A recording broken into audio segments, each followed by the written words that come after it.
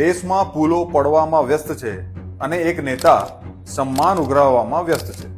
પહેલગામના હુમલા બાદ જેની રગોમાં સિંદૂર દોડતું હતું, શું ગંભીરા બ્રિજ પડ્યા બાદ તેની રગોમાં સિમેન્ટ દોડશે? જવાબ છે ના. શું આતંકવાદી હુમલાઓથી વોટ મળી શકે એટલા માટે નેતાઓ જોશમાં આવી જાય છે?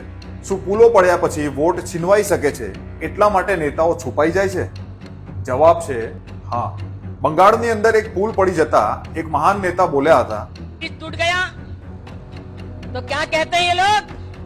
ये कहते हैं ये तो एक्ट ऑफ गॉड है दीदी.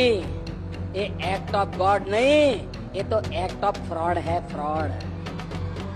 શું આ નિયમ ગુજરાતની અંદર પણ લાગુ પડશે? પણ હું આ દુર્ઘટનામાં આપણી શિષ્ટાચારી સરકારની પડખે ઉભો છું.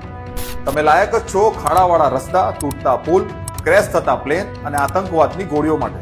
2022માં મોરબીની અંદર પુલ પડી જતા 130 વ્યક્તિઓના મોત થયા. 2024માં તમે શું કર્યું?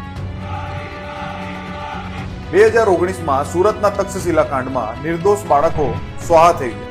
2024માં તમે શું કર્યું?